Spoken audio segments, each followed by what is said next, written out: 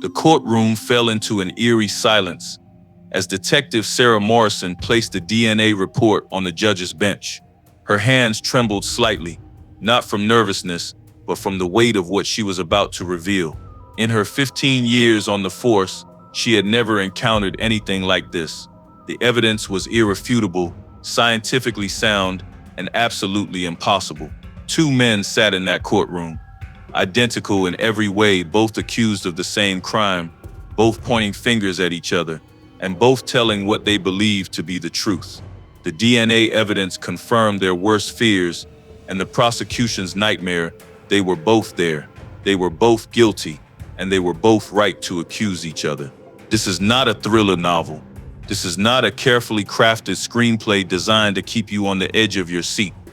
This is a real case that shattered everything we thought we knew about forensic science, criminal justice, and the very nature of identity itself.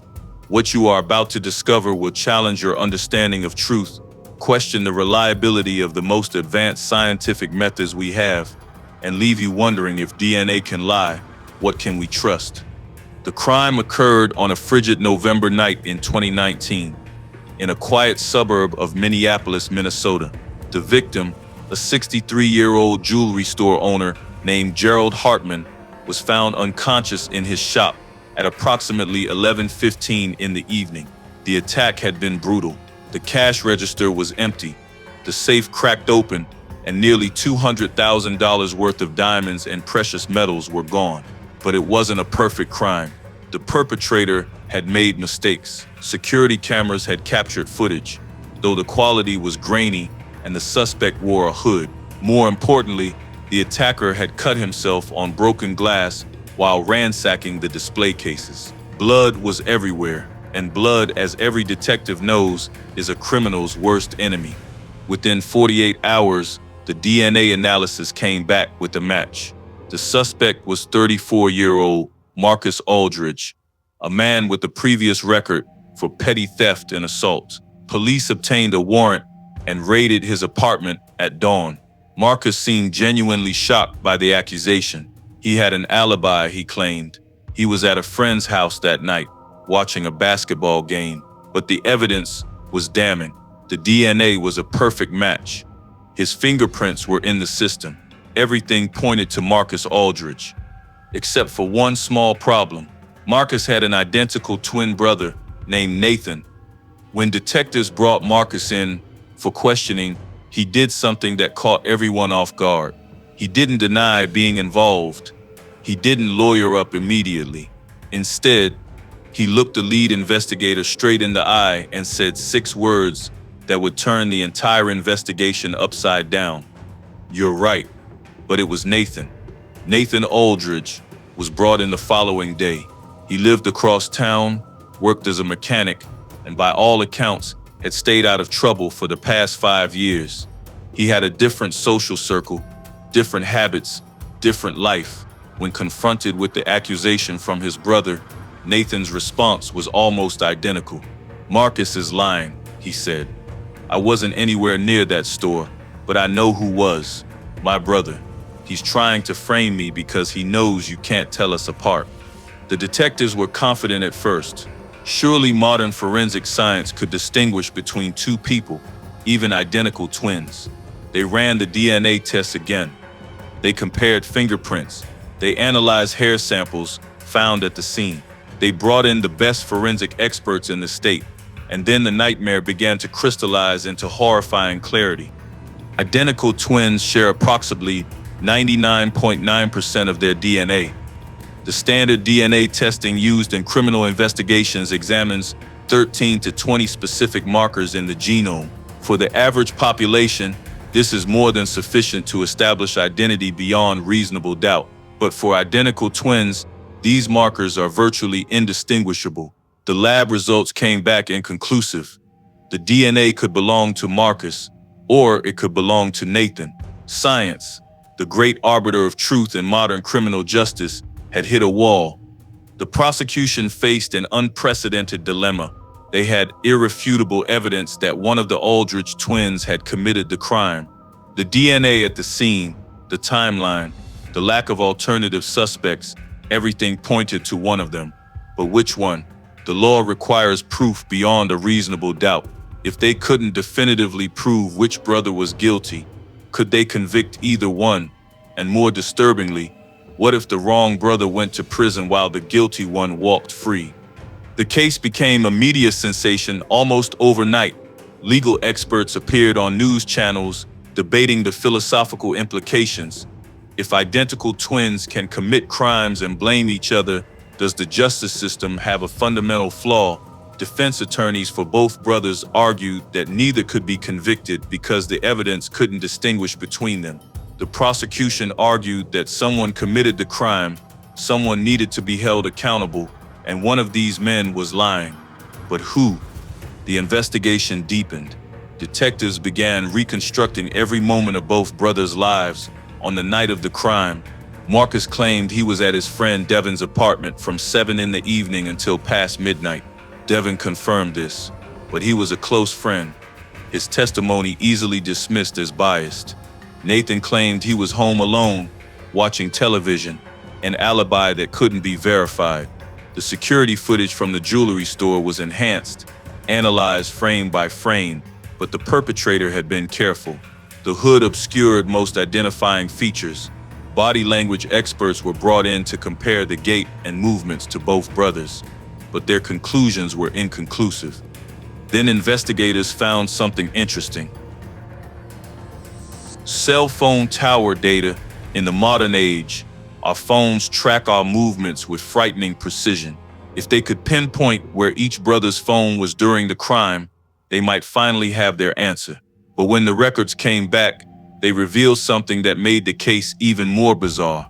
Both phones were active that night. Marcus's phone pinged off towers near Devin's apartment, exactly where he said he was. Nathan's phone showed him at home, also consistent with his story. It should have cleared them both. Instead, it raised a more sinister question. What if they were in it together? The theory gained traction. Perhaps this wasn't about one twin trying to frame the other. Perhaps it was the perfect crime.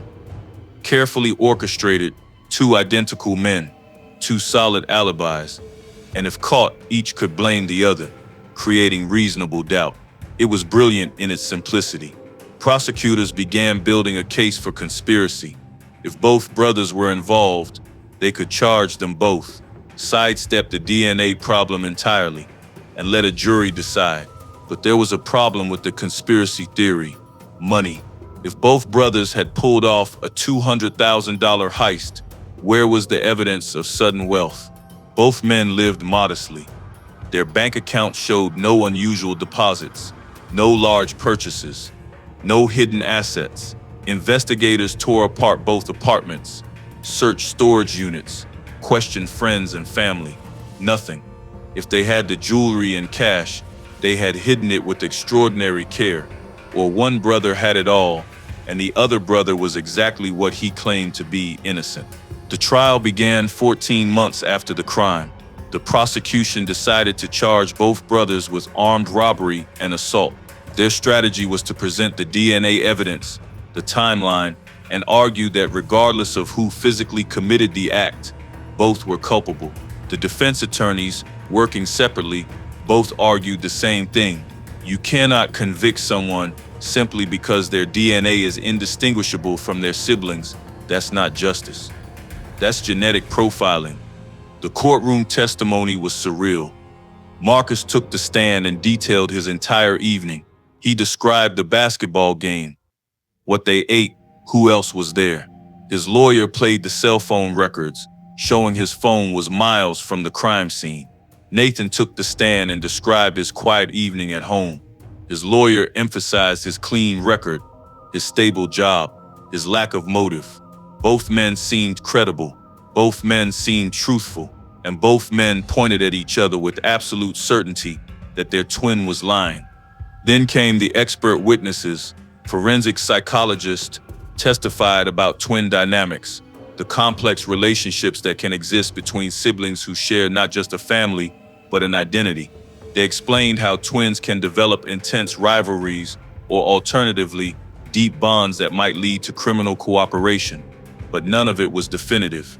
One psychologist suggested that the mutual accusations were evidence of conspiracy, a rehearsed performance. Another argued they were evidence of one twin's desperate attempt to shift blame. The DNA expert testimony was the most technical and, for the jury, the most frustrating. Dr. Elizabeth Chen, a geneticist from Stanford University, explained in painstaking detail why standard DNA testing couldn't distinguish between identical twins. She described newer, more advanced techniques like whole genome sequencing and epigenetic analysis that might, in theory, find differences. But these methods weren't standard practice. They were expensive, time-consuming, and their reliability in forensic context was still being established. Moreover, even if they could find minute differences, those differences might not exist in the DNA samples left at the crime scene. What you have to understand, Dr. Chen told the jury, is that when identical twins are formed, a single embryo splits. They begin as one person. Their DNA is, for all practical purposes, the same over their lifetimes. Random mutations occur. They accumulate small changes based on environmental factors, sun exposure, diet, injuries. But finding those changes requires analyzing millions of genetic markers, not the handful we use in criminal forensics. It's like trying to distinguish two identical books by looking for the one or two letters that might have been smudged differently after years of handling. Possible. Maybe reliable enough for a criminal conviction. That's the question. The prosecution's closing argument was powerful. They displayed photos of Gerald Hartman's injuries, the trauma he suffered, the permanent damage to his business and sense of security. They showed the jury the DNA evidence, the timeline, the lack of alternative suspects. One of these men did this, the prosecutor declared, pointing at both defendants. We may not be able to tell you with absolute certainty which one, but we can tell you with absolute certainty that it was one of them. And in many ways, their mutual accusations tell us everything we need to know. They both know what happened. They were either in it together, or one is guilty and the other is attempting to use their genetic identity as a shield. Either way, justice demands accountability. The defense's closing arguments were equally compelling. Marcus's attorney spoke of the fundamental principle of American justice: innocent until proven guilty. The state cannot simply charge two people and hope one sticks. They must prove beyond reasonable doubt that my client Marcus Aldridge committed this crime. They cannot. They have DNA that could belong to either twin. They have no eyewitness that can distinguish between them. They have nothing but suspicion and scientific limitation. You cannot convict a man because his brother might be guilty. Nathan's attorney took a different approach.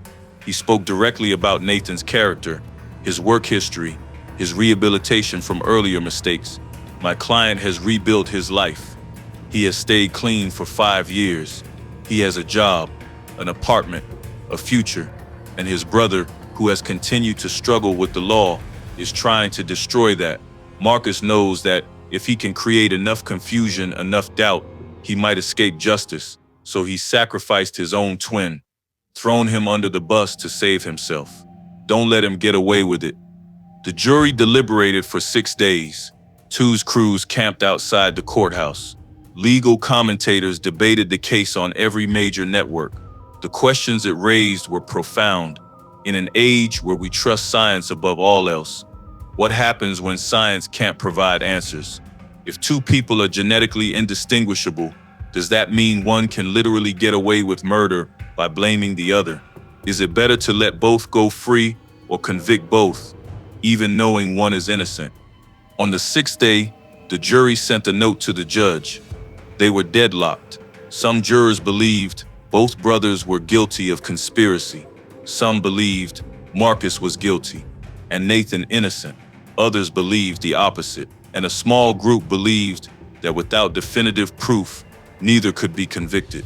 The judge sent them back, instructed them to continue deliberating, but the writing was on the wall. 3 days later, the jury returned with a verdict that satisfied no one.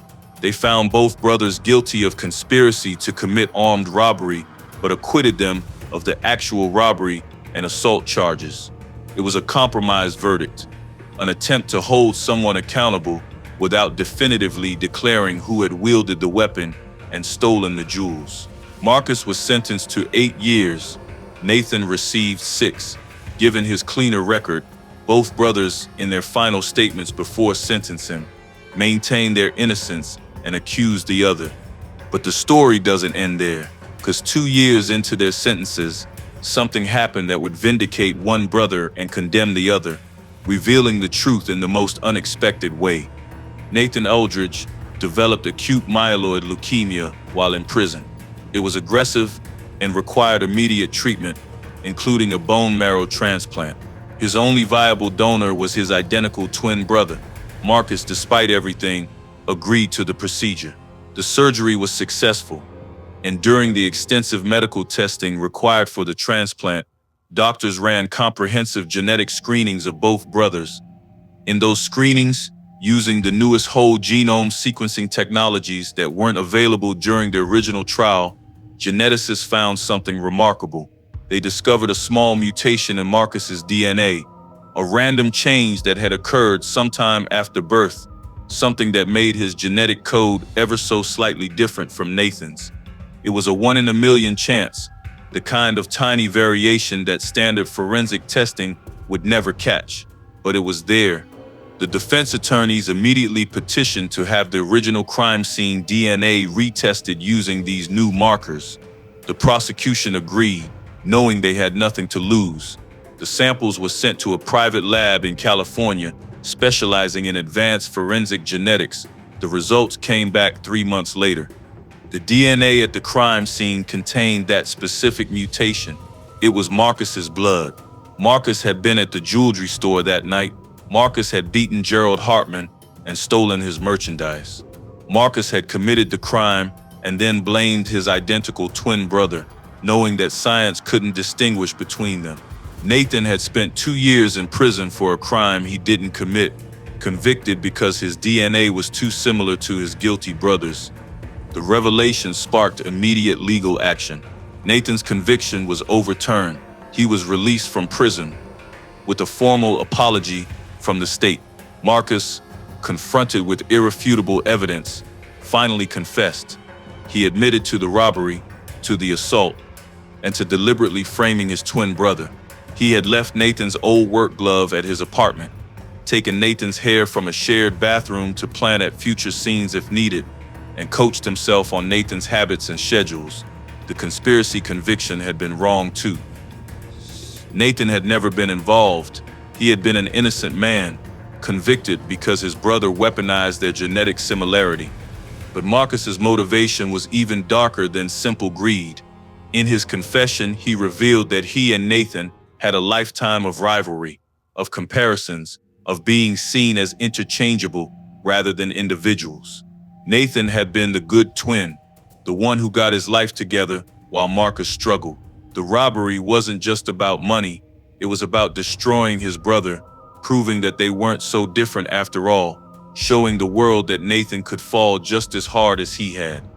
I wanted him to know what it felt like, Marcus said during his allocution hearing, to be accused of something and have nobody believe you, to have your DNA, your own body, used as evidence against you.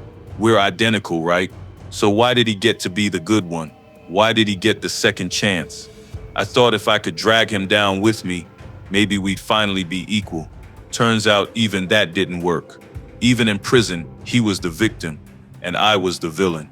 The psychological evaluation of Marcus Aldridge revealed a deeply troubled individual who had spent his entire life in the shadow of his twin, simultaneously connected to and resentful of the one person who shared his face. Forensic psychologists who examined him described a profound identity crisis, an inability to separate his sense of self from his brother, and a pathological need to prove his independence, even as he used their connection as a weapon. Nathan, released but damaged by the experience, gave a single interview to the press. He was asked if he forgave his brother. His answer was measured and sad. I don't know if I can forgive him. He took 2 years of my life. He put me in a cage for something I didn't do. but I also understand him in a way nobody else can. When you're a twin, especially identical, people don't see you as a whole person. They see you as half of something. You're always Marcus and Nathan, never just Nathan. I think that broke something in him. It almost broke me too. The case led to significant changes in forensic protocols. The FBI updated its guidelines for handling cases involving identical twins, recommending the use of advanced genetic testing whenever twins are potential suspects. Several states passed laws requiring additional corroborating evidence beyond DNA when identical twins are involved. The scientific community invested more resources into developing affordable, rapid genetic tests that could distinguish between siblings with identical base genomes. But the deeper questions remain. The Aldridge case exposed a fundamental vulnerability in our justice system. We have built the entire modern forensic framework on the assumption that DNA is unique, that it's nature's fingerprint, infallible and definitive. But for approximately 3 in every 1,000 births, that assumption fails. Identical twins exist in a legal gray zone where their very biology creates reasonable doubt. Some legal scholars argue that the case demonstrates the need for even higher burdens of proof in criminal cases. If science can fail in this way, what other assumptions are we making that might be false? Others contend that the case was an anomaly, that the overwhelming majority of DNA evidence remains reliable, and that changing the system for rare cases would undermine prosecutions in thousands of clear-cut situations. The victim in all this, Gerald Hartman, struggled to find closure. When Nathan was released, Hartman publicly stated that he believed justice had partially failed. Yes, they got the right man eventually, he said. But an innocent man spent 2 years in prison. The system didn't work. It got lucky. If Nathan hadn't gotten sick, if he hadn't needed that transplant, Marcus would still be lying and Nathan would still be locked up. That's not justice. That's chance. The case also raised uncomfortable questions about twin identity and criminal responsibility. Are identical twins more likely to commit crimes and blame each other? The data suggests they're not. The Aldridge case is one of only a handful of documented instances where identical twins have used their similarity to create doubt. But it only takes one case to expose the flaw in the system. Dr. Raymond Cho, a bioethicist at Johns Hopkins University, wrote an influential paper on the case titled "When DNA Lies, Genetic Identity and Legal Culpability." In it, he argued that the Aldridge case should force us to reconsider how we think about evidence and truth. We've become so reliant on scientific certainty that we've forgotten justice requires more than just data, he wrote. It requires wisdom, context, and the humility to admit when our tools are insufficient. The Aldridge brothers taught us that even our most advanced technologies can be fooled by nature itself. The case has been taught in law schools, medical schools, and forensic science programs worldwide. It's become a cautionary tale about over-reliance on any single form of evidence, no matter how scientifically sound it appears. Prosecutors are taught to build cases with multiple independent lines of evidence. Defense attorneys use it as an example of how reasonable doubt can exist even in the face of seemingly overwhelming scientific proof. For the Aldridge brothers themselves, the outcome was bittersweet at best and tragic at worst. Nathan, after his release, struggled to rebuild his life. The stigma of conviction, even a wrongful one, followed him. Employers hesitated to hire him. Relationships were difficult when people knew his story. He eventually moved to another state, changed his appearance slightly, growing a beard, gaining weight, anything to look less like his twin, and started over with a new identity, not in name but in presentation. Marcus remained in prison. His sentence extended after his confession to include the additional evidence of premeditated framing. He became something of a dark curiosity among criminologists and psychologists, a rare example of fraternal betrayal taken to its ultimate extreme. In prison interviews, he expressed remorse for hurting Gerald Hartman, but his feelings about Nathan remained complicated and unresolved. "I destroyed my own twin," he said in one interview.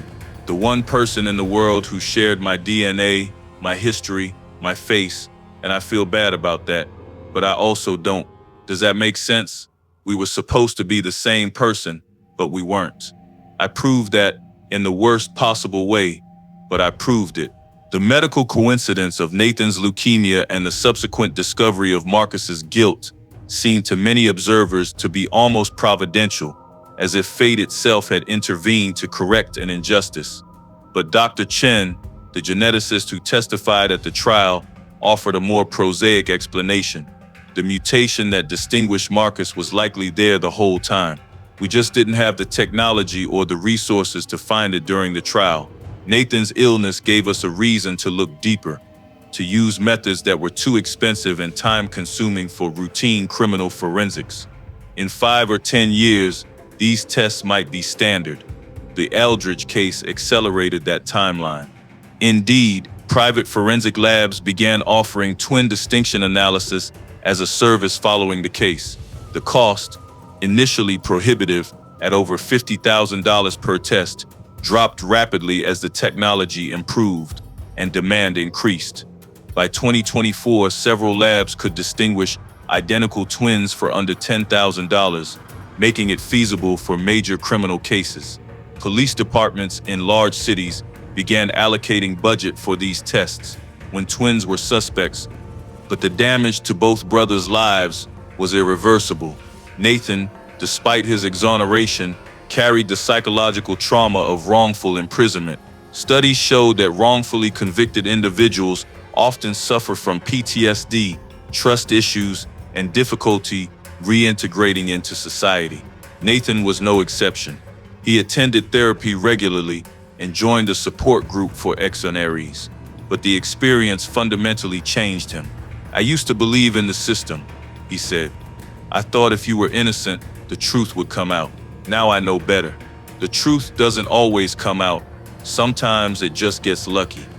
Marcus, serving what would ultimately be a 22-year sentence, became isolated even from the few family members who initially stood by him. His mother, who had tried to remain neutral during the trial, believing both sons needed her support, cut off contact after the confession. In a heartbreaking interview, she spoke about the pain of having 2 sons and losing them both. "Nathan is alive but gone. He wants nothing to do with the family, with his past, with anything that reminds him of what happened. And Marcus, he's in prison, but even before that, I lost him. The son I raised wouldn't have done what he did. I don't know what happened to him." The jewelry stolen from Gerald Hartman was eventually recovered. Marcus had hidden it in a storage unit registered under a fake name, paying the rent through a series of prepaid debit cards. By the time it was found, some pieces had been sold to second-hand dealers who had no idea they were handling stolen goods. Hartman recovered about 60% of what was taken. Insurance covered the rest, but the emotional toll remained. He installed a more extensive security system, hired armed guards, and never worked late alone again. The attack aged him, friends said. He sold the business 3 years later and retired early. The case attracted the attention of documentary filmmakers, true crime podcasters, and journalists. Several books were written about it, each trying to unpack the complex layers of identity, justice, and science. One best-selling account, Mirror Image, the twin who framed his brother, became a cultural phenomenon, sparking debates about genetic determinism and free will. If identical twins share the same DNA, do they share culpability for each other's actions? Obviously not legally, but philosophically. Some twins advocacy groups worried that the case would lead to discrimination against twins in criminal investigations. They needn't have worried much. While police became more cautious in cases involving twins, the rarity of situations like the Aldridge case meant most investigations proceeded normally. However, the case did lead to some unusual policy changes. Several countries updated their national DNA databases to include flags for individuals with identical twins, ensuring that investigators would be automatically alerted to the possibility of confusion. The broader implications for forensic science were profound. The Aldridge case became a touchstone in discussions about the limits of scientific certainty. At forensic conferences, speakers would reference the Aldridge problem when discussing the need for multiple forms of evidence. It joined other famous miscarriages of justice, like cases involving faulty fingerprint analysis or flawed bite mark evidence, as examples of why scientific testimony, while valuable, should never be the sole basis for conviction. Legal reforms followed. The Innocence Project, an organization dedicated to exonerating wrongfully convicted individuals, used the Aldridge case to push for legislation requiring corroborating evidence in cases primarily based on forensic science. Several states passed versions of these laws, requiring that DNA evidence be supported by witness testimony, video evidence, or other independent verification, especially in cases involving possible identical twins. The case also highlighted the importance of investigative thoroughness. In retrospect, there were clues that should have pointed to Marcus. While his alibi seemed solid, deeper investigation of his friend Devin revealed that Devin had briefly left the apartment that night to buy beer, creating a 20-minute window where Marcus's whereabouts couldn't be verified. Cell phone records could be spoofed, or devices could be left behind. Financial analysis showed that Marcus had made several suspicious internet searches about undetectable theft and identical twin legal cases in the weeks before the robbery, searches that were only discovered after his confession. These investigative failures became teaching points at police academies. The lesson, even with strong scientific evidence, thorough detective work remains essential. Technology is a tool, not a replacement for skilled investigation. Every assumption should be questioned, every alibi verified, every detail examined. The rush to convict based on DNA alone had nearly resulted in a permanent injustice. Years after the trial, a criminology researcher interviewed both brothers extensively for a comparative study on twin psychology and criminal behavior. The interviews revealed stark differences in how the brothers processed the events. Nathan focused on the systemic failures, the ways the justice system had let him down, his anger directed at institutions rather than individuals, except for Marcus. Marcus, conversely, remained fixated on his relationship with Nathan, unable or unwilling to fully acknowledge the harm he'd caused to others, seeing the entire episode through the lens of their twin rivalry. The researchers' conclusions were disturbing. Marcus exhibited signs of what psychologists call twin dependency disorder, an extreme form of identity crisis where one twin defines themselves entirely in opposition to or in competition with their sibling. It's rare, but documented. In Marcus's case, his inability to see himself as separate from Nathan drove him to increasingly destructive attempts to differentiate himself. The ultimate act of framing Nathan was, in Marcus's twisted logic, a way to finally be seen as an individual, even if that individual was a criminal. The case also raised questions about whether genetic similarity could ever be used as a legal defense. If identical twins are so similar that science can't tell them apart, does that create inherent, reasonable doubt in any case involving twins? Legal experts largely rejected this argument. The standard remains proof beyond reasonable doubt, not absolute certainty.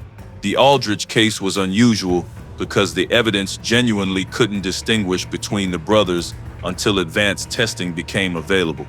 But in most cases, other evidence, alibis, witnesses, motive, opportunity, behavior can establish guilt even when DNA is ambiguous. One of the most poignant aspects of the case was the fracture it caused in the broader family. The Aldridge parents had 4 other children, none of them twins. These siblings found themselves in an impossible position, loving both brothers, unable to choose sides until Marcus's confession made the choice for them. Family gatherings became impossible. Holidays were divided. One sister stopped speaking to another over an argument about whether Nathan should forgive Marcus. The ripple effects of Marcus's crime extended far beyond the immediate victims. In 2023, Nathan agreed to testify before a congressional committee examining forensic science standards. His testimony was powerful and restrained. He spoke about the nightmare of being convicted for a crime he didn't commit, about screaming his innocence to anyone who would listen, about the slow realization that no one believed him because the DNA evidence was too strong. He described the surreal experience of sitting in court, listening to scientific experts explain why his genetic code was identical to his brother's, knowing that this biological fact was being weaponized against him. "I'm not against DNA evidence," Nathan told the committee. "It's valuable, it's important, it helps solve crimes and convict the guilty, but it's not infallible. Nothing is. My case proves that, and if the system can fail someone like me, with news cameras watching and good lawyers fighting for me, think about how it might fail people without those advantages. People who don't have an identical twin, but who share DNA with relatives. People from populations where genetic databases aren't as comprehensive. The system needs checks and balances, not just better technology." His testimony contributed to the passage of the Forensic Science Reliability Act, legislation that mandated regular reviews of forensic techniques, required validation studies for new methods, and established oversight boards to investigate cases where scientific evidence might have led to wrongful convictions. It wasn't a perfect solution, but it was a step toward acknowledging that science, like all human endeavors, has limitations. Marcus, meanwhile, found an unlikely outlet for his remorse: education. He began working with forensic psychology students, allowing himself to be studied, interviewed, and analyzed. He participated in research projects examining criminal cognition and twin dynamics. He couldn't undo what he'd done, but he could perhaps prevent similar cases by helping researchers understand the psychological factors that led to his decisions. Some saw this as genuine repentance. Others viewed it as another form of attention-seeking, Marcus's need to be special, even if that meant being a specimen. The victim, Gerald Hartman, passed away in 2024 from unrelated causes. In his obituary, his family mentioned the robbery and its aftermath, noting that while Gerald had recovered physically, the psychological impact never fully healed. He had forgiven Marcus in a letter written 2 years before his death, not for Marcus's sake, but for his own peace. "Holding on to anger was poisoning me." Gerald wrote, "I forgave him because I needed to move on with my life, not because he deserved it." The letter was made public with his family's permission and became a powerful statement on the nature of forgiveness and the long shadow cast by violent crime. The Aldridge case continues to fascinate because it sits at the intersection of so many compelling themes: justice and injustice, science and its limitations, family and betrayal, identity and individuality. It's a reminder that even in an age of sophisticated technology and advanced forensics, human factors, mistakes, deliberate deceptions, random chances still shape outcomes in profound ways.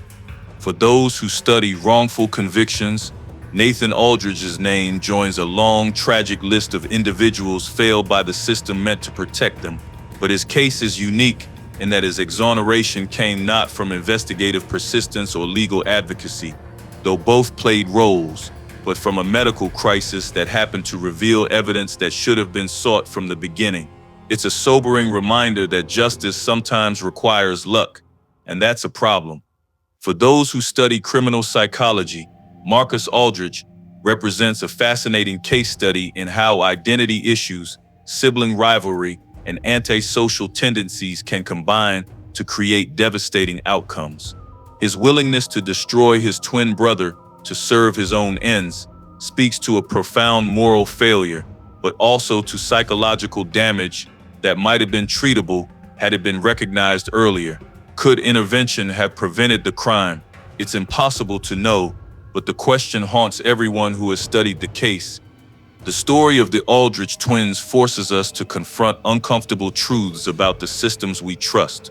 DNA evidence has revolutionized criminal justice, solving cold cases, exonerating the innocent, and providing certainty where before there was only speculation. But the Aldridge case shows that no evidence is perfect, no method foolproof.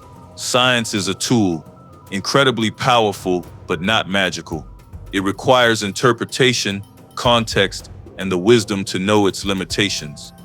Moreover, the case reveals how personal relationships, even between siblings, can become so toxic that one person will destroy another using whatever weapons are available. Marcus used his genetic similarity to Nathan as a weapon, knowing that their shared DNA would create confusion. It was premeditated, calculated, and almost succeeded. The fact that it ultimately failed doesn't diminish how close it came to working.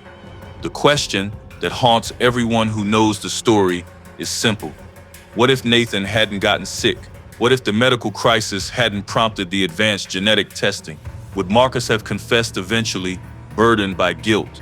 Would new investigative techniques have uncovered the truth? Or would Nathan have served his full sentence, released years later as an innocent man with a criminal record, while Marcus walked free with his stolen goods and his twisted sense of victory? We'll never know the answer to those hypothetical questions. What we do know is that the justice system came perilously close to failing completely. One innocent man was convicted. One guilty man almost escaped. And the only reason justice eventually prevailed was a chance medical diagnosis that led to tests that should have been done from the beginning. That's not a success story, that's a warning.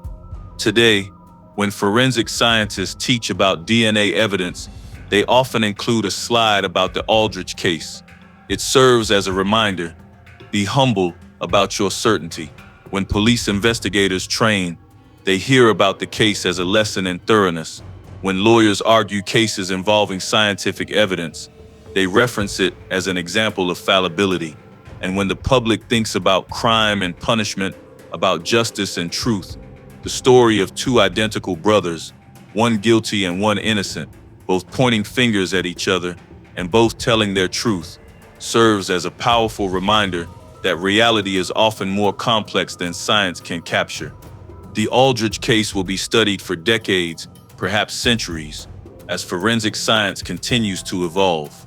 Each generation of investigators, lawyers, scientists, and citizens will examine it through their own lens, drawing lessons appropriate to their time. But the core truth remains constant. Justice is not automatic. It requires effort, wisdom, resources, and sometimes luck. The system failed Nathan Aldridge. Chance saved him. That's not how justice should work. In the end, the case of the Aldridge twins is more than a story about DNA, more than a legal thriller, more than a family tragedy. It's a fundamental interrogation of how we determine truth, how we assign guilt, and how we balance the need for certainty with the acknowledgement of limitation. It's a case that challenges our faith in science, while simultaneously demonstrating science's incredible power. It's a reminder that humans, not algorithms or test results, must ultimately render judgment, and that human judgment is imperfect. The courtroom where both brothers were convicted no longer exists. It was torn down and rebuilt as part of a courthouse renovation. The transcript of the trial, thousands of pages long, remains in archives. The DNA samples are preserved in forensic storage. The security footage, grainy and ambiguous, is still available for analysis. All the physical evidence of this extraordinary case persists, waiting for future students of justice to examine and learn from. Nathan Aldridge, the innocent twin who spent 2 years in prison, lies quietly now under a name he's worked hard to keep private. He deserves that privacy, that peace, after what he endured. Marcus Aldridge remains incarcerated, serving his time, participating in studies, perhaps genuinely remorseful, perhaps still playing games, even now. We may never fully understand what drove him to destroy his own brother, but we understand enough to know that it was a choice, not an inevitability. The legacy of the Aldridge case is complex and multifaceted. It changed forensic protocols, inspired new legislation, and forced uncomfortable conversations about the limits of scientific certainty. But perhaps its most important contribution is simpler and more fundamental.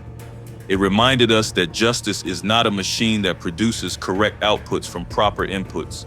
Justice is a human endeavor, subject to human error, requiring human wisdom, and dependent on human commitment to getting it right. In the years since the case concluded, identical twins around the world have found themselves answering questions about it.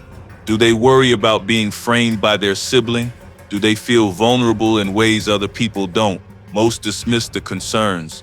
The Aldridge case was extraordinary, precisely because it was so rare. Twins, identical or otherwise, are no more likely to betray each other than any other siblings. If anything, the intense bond most twins share makes such betrayal even more unthinkable. But the case serves as a permanent reminder that our biology, our very genetic code, can be used against us in ways we never imagined. Marcus Aldridge weaponized the most fundamental similarity he shared with his brother. He turned their shared DNA, something that should have connected them, into a tool of destruction. And he very nearly succeeded. The final word perhaps belongs to Dr. Chen, the geneticist who testified at the trial and later helped identify the crucial mutation that freed Nathan. In an interview 5 years after the case concluded, she reflected on what it all meant. Science gave us the tools to convict an innocent man, and science eventually gave us the tools to free him. But science didn't make the decisions. People did. People arrested Nathan. People charged him. People convicted him. And people, using better science and asking better questions, freed him. The Aldridge case isn't really about DNA or twins or forensics. It's about how we use the tools we have, and whether we're humble enough to admit when those tools aren't sufficient. That's the real lesson. Not that science failed, but that we failed to recognize its limitations until it was almost too late. The story of Marcus and Nathan Aldridge, of two identical brothers who became accuser and accused, guilty and innocent, perpetrator and victim, stands as one of the most challenging cases in modern criminal justice history. It exposed flaws in our systems, tested our faith in science, and demonstrated how the most intimate relationships can become the most destructive. Years from now, when forensic technology has advanced beyond what we can currently imagine, when perhaps every person's genetic code can be distinguished from every other with absolute certainty, the Aldridge case will still matter, because it teaches us that no matter how sophisticated our tools become, justice ultimately depends not on technology, but on wisdom, thoroughness, and the courage to question our own certainty. The courtroom is empty now. The evidence has been filed away. The brothers are separated by prison walls and unbridgeable betrayal. But the questions the case raised remain unanswered, and perhaps unanswerable. When two people are genetically identical, when science cannot tell them apart, when both point fingers at each other with equal conviction, how do we find the truth? The Aldridge case gave us one answer, with difficulty, with luck, and with the sobering knowledge that we very nearly didn't find it at all. This is the story of the twin accusers, both right in their accusations. One guilty of the crime, the other guilty only of sharing his brother's DNA. It's a story without heroes, where justice was delayed and nearly denied, where an innocent man suffered and a guilty man almost escaped, where science both failed and saved us. It's a true story, a troubling story, and a story we must never forget, because the next time identical twins stand accused, the next time DNA evidence seems irrefutable, the next time we trust science without question, we would do well to remember Marcus and Nathan Aldridge, and the day justice hung by the thread of a random genetic mutation and a medical emergency that came just in time.